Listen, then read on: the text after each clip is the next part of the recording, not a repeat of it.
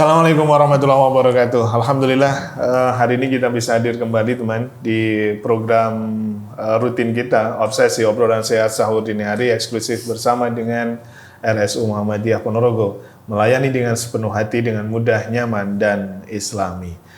Pagi hari ini seperti biasa teman, kita akan menemani sahur Anda ya di Ramadan tahun ini dengan harapan semoga tahun Anda bisa lebih bergizi lagi. Nah, salah satu gizinya bisa Anda dapatkan dengan mencermati program obrolan sehat sahur dini hari ini. Semoga itu ya.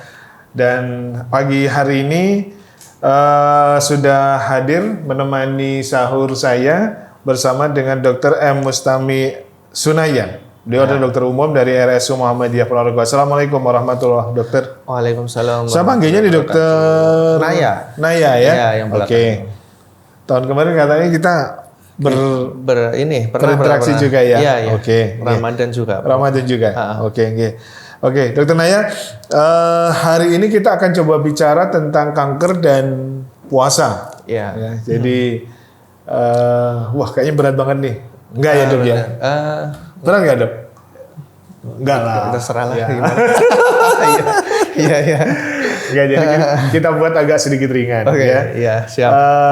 Itu teman, jadi kita akan bicara soal kanker dan bicara soal puasa. Jadi seperti apa sih sebenarnya kanker dan puasa? Waktu kita tidak terlalu banyak di hari ini karena insya Allah kita bahas materi ini hanya untuk sesi pagi hari ini. Dok, kalau kita bicara kanker seperti apa ini dok?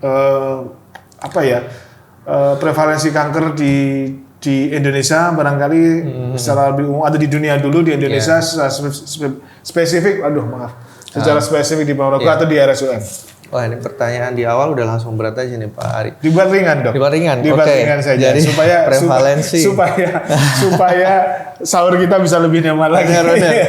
Kan udah terakhir ya. Iya, betul, insya Allah. Jadi prevalensi, kalau yang ditanya prevalensi, saya harus menyiapkan data. Nah, sedangkan saya belum menyiapkan data. Cuma dari yang sering media kita dengar, kanker itu menjadi penyebab kematian tertinggi ya, salah satu. Mungkin ya kira-kira 3 atau 5 besar lah di dunia. Dan itu cukup menggambarkan kondisi di Indonesia. Itu rata-rata seperti itu ya kondisinya. Iya, betul. Dengan berbagai macam jenis kanker. Jadi kanker kan tergantung lokasinya ya. Lokasinya di mata ya kanker mata, lokasinya di usus ya kanker usus kayak gitu. Jadi memang kasusnya masih sangat tinggi sekali kalau yang ditanya prevalensi. Di rumah sakit saya belum melihat ya data rekam mediknya bagaimana. Cuma emang cukup sering ya dalam 2 bulan 3 bulan selalu ada lah pasien-pasien kanker itu pasti ada. 1 bulan lah selalu ada. Dok, kalau ditilik dari tempatnya saya jadi pengen, kanker bisa di mana saja? Jadi kanker itu bisa di mana aja Pak Ari. Jadi ya semua organ di tubuh kita itu bisa aja berisiko terkena kanker karena dia kan prinsipnya dari sel ya. Jadi sel yang beregenerasi atau tumbuh tidak semestinya. Sedangkan tubuh kita mulai dari rambut sampai kaki itu semuanya terdiri dari sel. Jadi dia bisa di mana aja. Bisa di mana saja. Bisa di mana aja. Kalau kita coba balik lagi,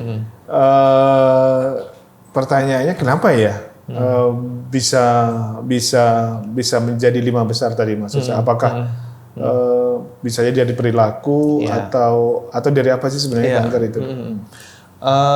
Faktor resiko ya berarti ya, atau penyebab kanker. Penyebab kanker ini saya rasa bisa kita bagi jadi 2, faktor luar dan faktor dalam. Atau endogen dalam tubuh kita sendiri, faktor eksogen di luar tubuh. 2 faktor itu yang menyebabkan kanker dan faktor endogen itu bisa misalnya DNA, kromosom itu atau genetik itu maksudnya. DNA itu genetik keturunan ya, itu ya dok. Keturunan.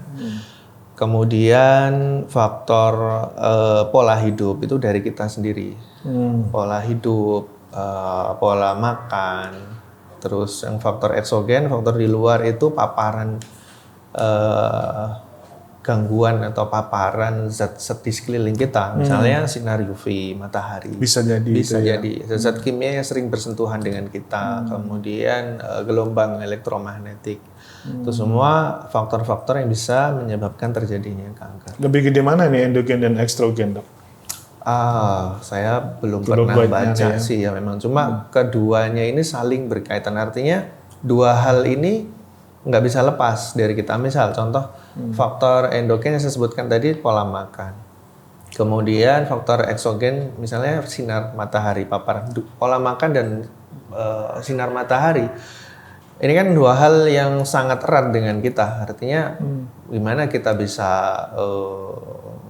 nggak bisa terpapar materi kan nggak bisa. Mungkin yang bisa kita lakukan adalah meminimalkan, misalnya pakai jaket atau pakai sunblock ya, apa istilahnya sunblock itu, sunscreen ya. Iya. Jadi maksud saya di sini faktor-faktor itu saling berkaitan satu sama lain dan faktor mana yang paling besar pengaruhnya, determinannya, saya rasa memang harus ada penelitian lebih lanjut ya Pak Hari ini.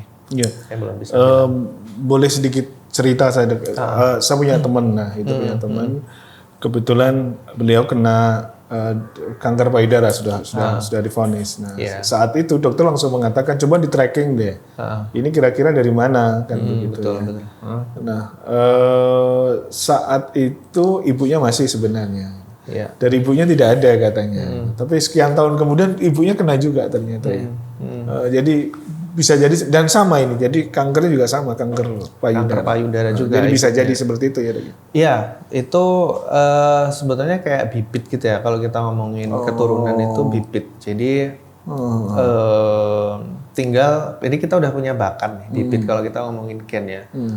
Jadi bibitnya itu sudah ada, tinggal disirami atau enggak kayak gitu.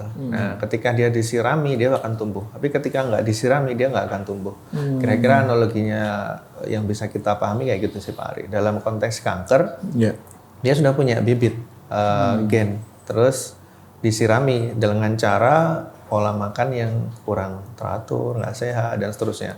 Jadi semakin dari tumbuh. Lalu gimana ibunya kok bisa telat gitu kan tadi ya? Ibunya malah belakangan ya ketahuan kanker. Ibunya malah belakangan. Saat itu dokter sudah di tracking deh, siapa tahu gitu. Ini saya untuk memperkuat terkait dengan endogen tadi. Ya, benar-benar. Nah itu tadi mungkin bisa jadi pola hidup ibunya perlu dikoreksi mungkin jauh lebih baik daripada anaknya. Bisa juga dari faktor imunitas dari ibunya lebih kuat sehingga munculnya belakangan. Bisa jadi kayak gitu. Artinya mohon maaf, barangkali kalau memang sudah ada faktor DNA, faktor genetik kanker gitu memang sudah harus waspada ya dok ya? Iya sebetulnya kita kan tidak bisa tahu ya Pak Ari kita ini punya bakat atau enggak gitu kan. Betul. Yang bisa kita lakukan mencegah, pertama mengetahui faktor-faktor risiko penyakit. Setelah itu kita usahakan kita jauhi faktor-faktor risiko itu. Misalnya kita udah tahu nih. Kalau kanker apa nih? Kalau kanker tadi misalnya sinar UV. Sinar UV itu memang berpotensi menyebabkan pertumbuhan kanker. Nah, maka yang bisa kita lakukan sebagai orang yang ini ya kita nggak ngerti ya sebagai orang yang sehat, apalagi kalau kita udah tahu nih kalau pernah orang tua kita punya kanker misalnya, itu harusnya lebih hati-hati. Nah, mungkin yang bisa kita lakukan ya menjaga diri ketika di tempat panas kita memakai sunblock mungkin atau pakai jaket, kacamata hitam dan seterusnya. Dok, dari tingkat usia mengenal usia nggak kanker itu? Atau dari cowok, cewek, laki-laki, perempuan? Iya, kalau dari tingkat usia salah satu faktor risikonya memang yang usianya sudah tua, Pak Ari. Di atas 40 kalau nggak salah ya, di atas 50 lah. Jadi itu karena itu berkaitan dengan regenerasi sel. Jadi semakin tua kan fungsi regenerasi sel kita semakin menurun ya. Dan itu juga beriringan dengan konsep terbentuknya kanker. Di makin tua, makin sepuh usia kita, fungsi-fungsi fisiologis atau fungsi normal tubuh itu makin berkurang. Imunitas juga makin menurun sehingga mudah sekali terserang hal-hal yang seperti kanker. Kalau cowok cewek ada nggak? Ada. Penelitian itu ini ada penelitiannya memang dan itu dibedakan berdasarkan jenis kankernya. kayak kanker payudara. Nah, itu kebanyakan perempuan Pak Ari. Tapi catatan ya ternyata laki-laki bisa juga sebenarnya. Bisa juga, Nah, bisa juga. Saya dulu terkejut saat mendengar ini, bisa ternyata ya. Yang paling banyak laki-laki itu kanker nasofaring. Ini kurang tahu ya penyebabnya, saya belum pernah sampai mendalami ya. Cuma mungkin salah satu penyebabnya karena kebiasaan merokok laki-laki. Ya, karena merokok juga ini faktor resiko juga Pak Ari. Kita belum menyebut ya di awal. Jadi itu salah satu faktornya juga adalah smoker ya. Passive smoker maupun active smoker. Pasif dan aktif loh ya. Iya, betul. Karena yang berbahaya kan ininya, asapnya itu loh Pak. Iya. Jadi kalau orang pasif kan tetap menghirup kan dia. Benar sudah Mungkin kita pahami dulu konsep awal dulu ya. Kanker itu. Jadi gini, berangkat dari konsep yang saat ini ada, yang saya pahami ya, dan ini terus berkembang sebetulnya. Yeah. Cuma yang pada umumnya kita pahami bersama, konsep kanker itu berasal dari regenerasi sel. Nah, tujuan dari setiap makhluk hidup itu adalah meneruskan kehidupan untuk generasi berikutnya. Dengan sama persis tanpa ada informasi satupun yang terlewat dan salah. Kita ngomong dalam tingkat seluler, maksudnya kulit ya, misalnya kulit atau darah yang bisa kita tahu. Darah itu kan usianya 120 hari. Setelah itu dia mati, terus regenerasi, muncul lagi sel baru. Nah, fungsi regenerasi sel itu seperti itu, atau tujuan dari kehidupan sel adalah meneruskan, jadi biar keturunannya itu nggak jauh beda gitu dari yang sebelumnya. Iya. Nah, dalam tujuan berkembang biak, meregenerasi. Nah, itu banyak sekali halang rintang, Pak Ari. Hambatan ya, ujian ya Pak. Ujian kehidupan ya. Contohnya Pak, ya misalnya zat-zat kimia tadi yang terpapar. Misalnya, terus kemudian pola makan dan seterusnya, itu semua adalah bagian dari penghalang. Meskipun juga bisa sebaliknya. Nah, penghalang-penghalang ini yang akan mempengaruhi proses transkripsi atau replikasi sel, mutasi. Sehingga terjadi mutasi. Beda dengan regenerasi nih ya, mutasi ya. Jadi regenerasi yang nggak sesuai yang seharusnya itu namanya mutasi gitu kira-kira. Jadi proses informasinya terhambat, sehingga dia memicu terjadinya mutasi gen. Nah, mutasi gen ini kalau dia berkembang terus, dia akan menjadi kanker. Jadi misalnya kayak Pak Ari? Kulit luka aja misalnya, kulit luka itu kan dia regenerasi sel untuk membentuk kulit baru. Menutup ya. Iya, benar. Nah, itu kalau prosesnya terganggu, ini nggak ngomongin lukanya, tapi ngomongin regenerasi sel. Iya. Jadi analogi kan ini. Benar, ini analoginya saja. Iya. Itu dia bisa jadi dia akan terus tumbuh. Proses regenerasi itu karena ada informasi yang terpotong karena ada ini tadi gangguan tadi, terus tumbuh akhirnya terbentuk benjolan kayak gitu. Nah, itu adalah konsep dari kanker. Nah, tadi kita sebelumnya tadi ngomongin soal rokok kan. Nah, dengan adanya rokok, di zat rokok itu produk-produk tembakau sih sebetulnya, dia termasuk rokok ya. Itu banyak zat-zat yang mempengaruhi transkripsi sehingga memicu mutasi. Oke. Terutama karena dia bersentuhan dengan organ-organ mulai dari mulut sampai ke paru-paru. Biasanya memang organ-organ itu nanti yang akan terpengaruh, sel-sel yang ada di situ, sehingga muncul kanker paru-paru, kanker nasofaring, kanker rongga mulut, kayak gitu. Jadi resikonya lebih gede ya Dok? Iya, benar. Oke. Gitu. Ya, itu semoga saya tidak punya target apa-apa lah tentang rokok ya kan. Bagi sebagian mungkin setelah sahur gitu, kalau tidak menikmati rokok dulu itu Iya. Bisa jadi ada sesuatu yang kurang katanya Ya, sih katanya seperti gitu. itu. Tapi semoga ini bisa menjadi pengetahuan Anda. Ya. Eksekusinya itu ada pada Anda kembali ya. Benar, Jadi eksekusi terakhirnya Ya. itu pada Anda. Kalau memang kenikmatan mengalahkan segalanya ya itu monggo lah. Baik, kita masih akan lanjut lagi tetap dengan Dr. M. Mustamik Sunaya dari RSU Muhammadiyah. Kita akan bicara soal kanker. Hubungnya dengan puasa masih nanti dulu ya. Oke. Tetap di Obsesi Obrolan Sehat Sahur Dini Hari didukung sepenuhnya oleh RSU Muhammadiyah Ponorogo.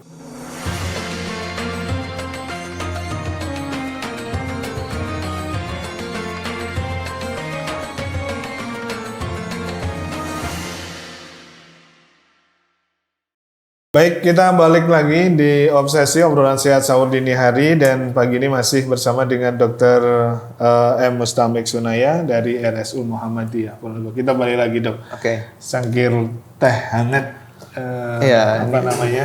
Menemani kita. Menemani sahur ya. Menemani sahur kita. Oke. Nanti setelah ini kita makan besarnya nanti dulu deh. Habis ini makan Ya, besar. tapi saya menghimbau Ya. teman-teman jangan ikuti kita ya. Jadi jangan ikuti kita. Jadi segeralah nikmati sahur Anda daripada nanti terburu-buru karena bagaimanapun juga waktu nanti terus akan mengejar Anda semuanya. Bagi yang belum silahkan segera nikmati sahur Anda. Bagi yang sudah jangan lupa untuk berdoa melaksanakan ibadah esok hari. Dan kita masih di Obsesi Obrolan Sehat Sahur Dini Hari. Kita masih memperbincangkan soal kanker ini. Dok, ini dok, deteksi dok. Banyak kasus lah. Rata-rata itu mesti, mohon maaf dalam tanda petik terlambat deteksinya. Apa yang sebenarnya terjadi dok? Jadi kanker itu memang sebuah proses ya Pak Arik, proses penyakit dan seringkali ketika proses itu sudah sampai tahap akhir itu baru muncul baru ketahuan, mungkin karena itu. Ketahuannya di tahap akhir? Iya, tahap ya sudah parah gitulah. Itu yang pertama. Yang kedua ada kaitannya dengan faktor manusia itu sendiri. Kadang ada yang takut berobat atau mungkin karena faktor kemampuan untuk mencapai pengobatan atau mencapai kesehatan, derajat kesehatan kemampuan itu ekonomi. Maksud saya begitu. Iya. Nah, itu juga pengaruh. Cuma kalau kita ngomongin kembali lagi ke proses perjalanan penyakit, ini memang sebuah proses yang butuh waktu. Ya tergantung ini ya. Ada yang lama, ada yang cepat. Nah, kadang ini yang nggak ditangkap. Karena gejalanya nggak spesifik, gejalanya sangat umum sekali. Gitu ya dok ya? Ya, bisa aja mual, bisa muntah, bisa macam-macam tergantung lokasinya. Jadi nggak langsung bisa mengarah ke ini muncul satu gejala langsung kanker kayak gitu. Mohon maaf, tenaga medis pun juga? Iya, tenaga medis pun harus membutuhkan pemeriksaan yang cermat ya, mulai dari anamnesis, kemudian pemeriksaan fisik, kemudian didukung dengan pemeriksaan penunjang. Itu baru nanti bisa kita dapat menyimpulkan jenis kanker itu jenisnya ganas atau jinak dan seterusnya. Jadi memang wajar kalau banyak kasus ditemukan, mohon maaf kalau biasanya kan kanker itu stadium gitu ya. Iya. Biasanya sudah di atas stadium 3, stadium 4 dan sebagainya. Dideteksi dari awal memang susah ya. Deteksi awal kayak sebenarnya bisa aja Pak Ari. Kayak misalnya artinya kita lah masyarakat gitu. Iya, bukan benar. tenaga medis maksud saya. Benar. Jadi dari masyarakat sendiri itu yang harus kita pahamkan dulu dari masyarakatnya bahwasanya perlu dilakukan pemeriksaan rutin. Kan itu jarang banget kalau misalnya nggak sakit kan jarang. Oh iya, biasanya gitu ya. Iya, baru sakit dulu baru mau periksa kan kayak gitu. Kalau yang sudah sering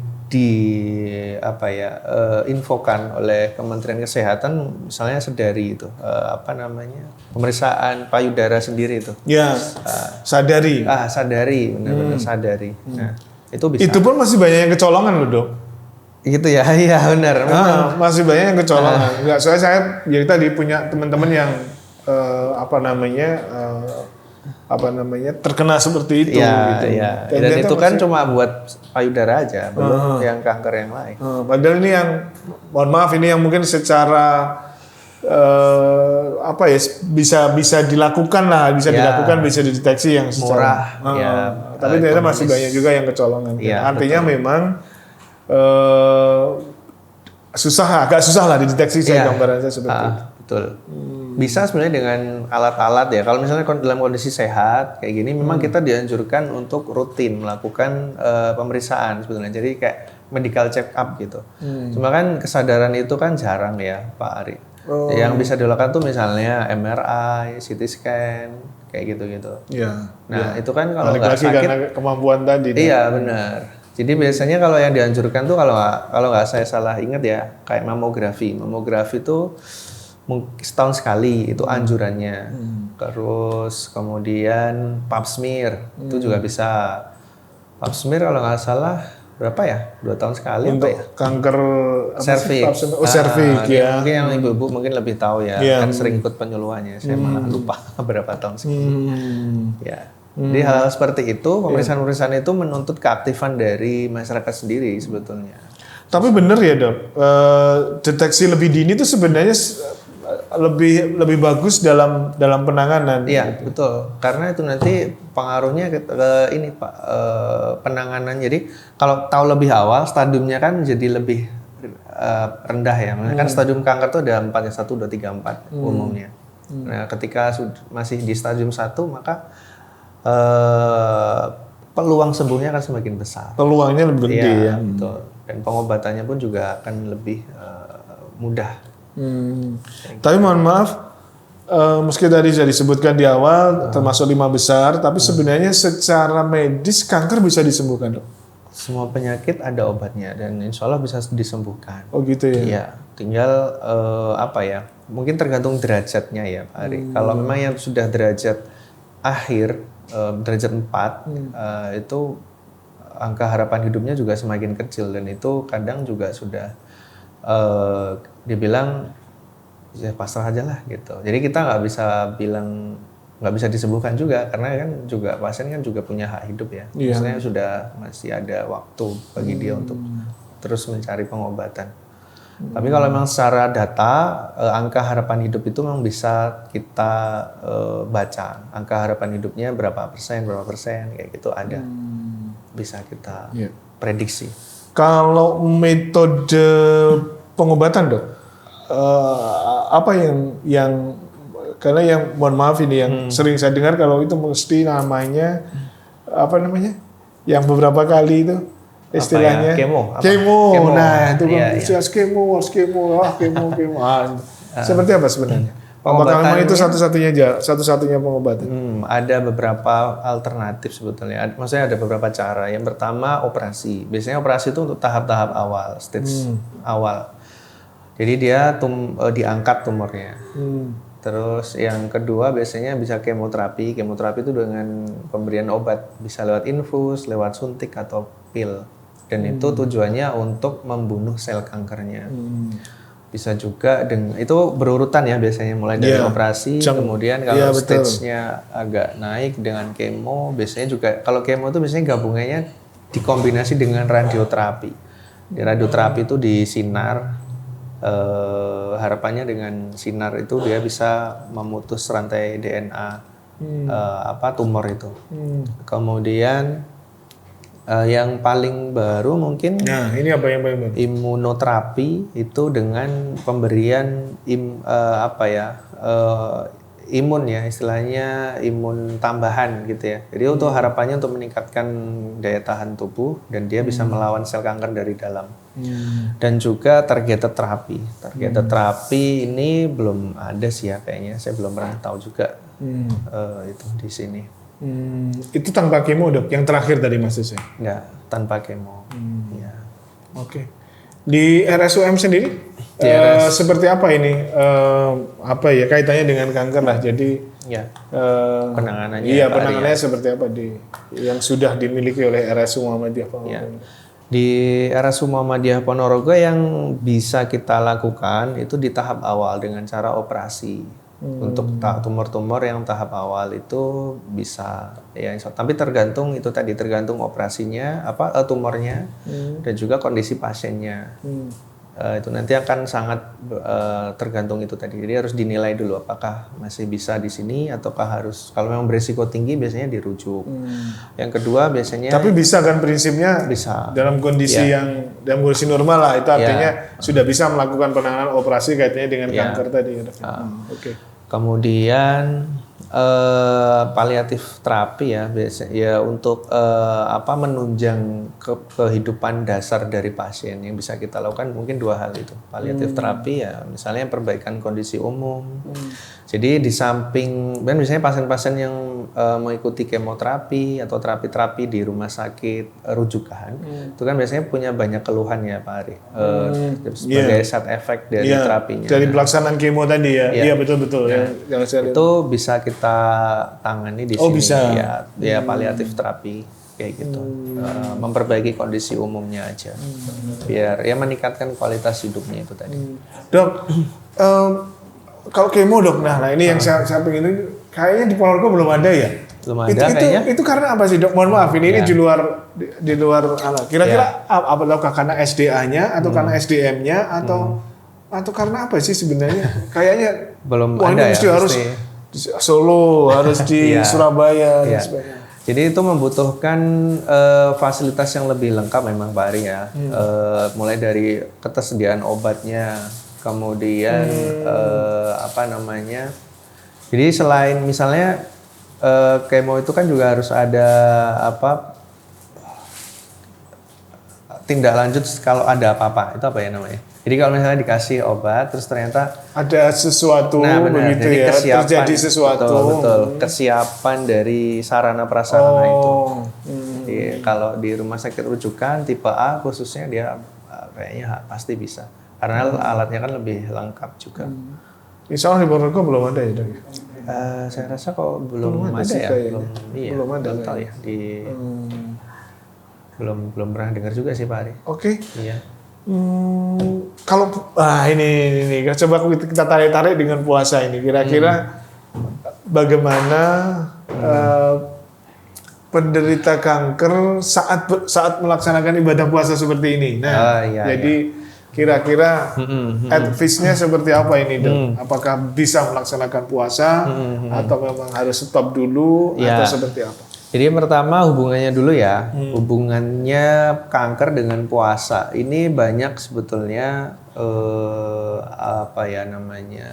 sumber atau literatur ya, yang mengatakan bahwasanya puasa itu bisa meningkatkan imun, kemudian bisa meningkatkan kemampuan. Puasa bisa meningkatkan imun ya dok ya? Betul. Terus istilahnya DDR itu damage DNA response itu jadi meningkatkan kemampuan sel untuk merespon sel-sel yang rusak, DNA yang rusak. Nah, itu agak pembahasannya lebih rinci lagi sih Pak, pembahasan molekuler. Gambarannya saja. Jadi gambarannya bisa meningkatkan kemampuan tubuh untuk merespon kanker. Nah, puasa memang hubungannya seperti itu. Nah, tapi apakah boleh orang-orang yang terkena kanker berpuasa? Prinsipnya masih sama, boleh ya, boleh aja. Cuma kita perlu melihat kondisinya lagi. Kondisinya dia di stage berapa, di stadium berapa, kemudian kondisi umumnya seperti apa. Lalu dia apakah sedang menjalani terapi? Kalau dia sedang menjalani terapi dan pengobatannya memang harus sehari 3 kali misalnya, ya dia berarti nggak boleh puasa dulu. Tapi prinsip umumnya dia boleh aja berpuasa. Jadi, karena prinsip umum boleh. Ya, cuman kondisional ya. Iya, karena itu tadi dia malah justru bisa mungkin menjadi salah satu pengobatan untuk kanker itu sendiri dengan berpuasa. Saya pernah dengar treatment katanya puasa juga bagus begitu maksud saya. Iya benar. Ya itu tadi Pak Ari. Prinsipnya berangkat dari teori itu tadi. Dengan berpuasa, salah satu manfaat lain ya di antara dua tadi meningkatkan imun dan juga respon terhadap kanker, dia juga puasa itu bisa mengontrol kadar gula. Sedangkan gula itu sendiri kalau dia kondisinya tinggi, dia malah jadi makanan bagi kanker. Makanan bagi kanker. Ya. Nah ini nyambung ini berarti ya. Benar. Oke. Dapat dicegah nggak dok? Kanker? Iya. Pastinya bisa. Dicegahnya dengan faktor resikonya kita kurangi. Kita kurangi tadi kalau memang sudah ada. Misalnya rokok, kita nggak merokok. Oke. Ya, cara mencegahnya kayak gitu. Oke, gitu ya. Misalkan ada keturunan barangkali ya, kita sudah harus mulai. Betul, pola hidup sehat. Pola hidup sehat. Pola makan yang sehat dan seterusnya. Cara mencegahnya begitu. Oh, seperti itu ya. Iya. Oke. Puasa sudah hampir berakhir nih. Iya, udah mau lebaran, Pak Ari. Sudah mau lebaran. Dan seperti apa ini kesiapan RSUM di lebaran nanti? Biasanya nih saya kalau lebaran itu kan banyak tenaga-tenaga medis itu yang mungkin mohon maaf itu kan benar meliburkan diri. RSUM seperti apa ini? Apakah juga meliburkan diri nih? Iya, betul. Ada yang libur, cuma kan kita tetap menyiapkan SDM untuk jaga ya atau apa istilahnya untuk jadi kita usahakan IGD nggak boleh tutup 24 jam terus ada pelayanan sehingga dengan adanya seperti itu keluhan-keluhan masyarakat tentang penyakit bisa datang ke sini. Jadi tetap 24 jam melayani 24 jam ya. Meskipun poli tutup nanti masih bisa ke IGD. Poli tutup ya ini ya. Ya, poli ada jadwal tutup mungkin bisa dilihat ya jadwal poli tutupnya di tanggal berapa aja di IG-nya rumah sakit. Nah, itu bisa ke IGD. Di IGD nanti di situ meskipun sebenarnya prinsipnya ini ya tindakan emergensi ya. Cuma dalam kondisi lebaran seperti ini kita bisa menangani kondisi-kondisi non emergency. Oh gitu karena, ya. Betul, karena kita bisa 24 jam masih bisa komunikasi dengan dokter-dokter spesialis. Ya. Nah, ini ada pertanyaan dari masyarakat nanti. Bisa jadi jangan-jangan nanti suasana IGD-nya juga lebaran nih. Artinya ada penurunan, mohon maaf. Kalau saya di mana-mana sudah lebaran, ini masih lebaran. Nah, IGD juga masih lebaran loh ini. Nah, gitu. Ya, Pak. Maksud saya ada penurunan sisi kualitas layanan dan sebagainya. Seperti itu. Seperti itu enggak ini dia? Justru sebetulnya waktu lebaran kita justru semakin meningkatkan kewaspadaan sebetulnya. Karena biasanya pas momen-momen lebaran itu banyak dari luar kota. Kan Ponorogo banyak orang ini ya Pak Ari. Orang-orang mudik ya. Nah itu biasanya banyak tuh orang dari luar kota habis perjalanan diare, betul. Seterusnya. Dan itu banyak. Dan itu kalau kualitasnya kita turunkan, wah bisa bahaya. Nah justru waktu momen-momen seperti ini kita sudah persiapan dengan kondisi-kondisi yang sudah bisa kita baca dari tahun-tahun sebelumnya. Bahwasanya nanti akan banyak kasus-kasus misalnya mabuk perjalanan, diare karena habis puasa mungkin agak kelupaan sedikit, 1, 2, 3 itu habis-habisan lah. Langsung makan ketupat banyak gitu kan. Terus ternyata sakit perut gitu. Tapi insya Allah siap ya nanti RSUM. Siap, pasti siap, selalu siap. Gitu ya. Apakah ada layanan baru nanti mungkin ada bisa telepon ke nomor ini seperti itu. Layanan baru ada layanan ini emergency ada bisa dilihat di IG-nya. Bisa dilihat di IG rumah sakit. webnya. RSUM ya. Jadi silakan itu bisa dimanfaatkan. Mungkin ada sesuatu dari rumah mungkin silakan di Idul Fitri itu yang jelas teman-teman RSUM tetap survive ya. Ya betul Pak Ari. Oke. Segera kita sudahi dulu dong. Siap. Udah waktunya sahur Pak Ari. Udah waktunya sahur kita sahur. Iya kita belum. Dan nunggu Kevin nanti apa yang sudah disiapkan hari ini untuk kita ya. Oke. Baik segera kita sudahi dulu. Yang belum menikmati sahur segeralah Anda menikmati sahur Anda. Yang sudah seperti tadi sudah saya sampaikan jangan lupa untuk berdoa melaksanakan ibadah puasa esok hari. Terima kasih sudah berbagi bersama di Obsesi obrolan sehat sahur dini hari didukung sepenuhnya oleh RSUM dan semoga tetap diberi kesehatan. Matur sembah nuwun dan assalamualaikum warahmatullahi wabarakatuh.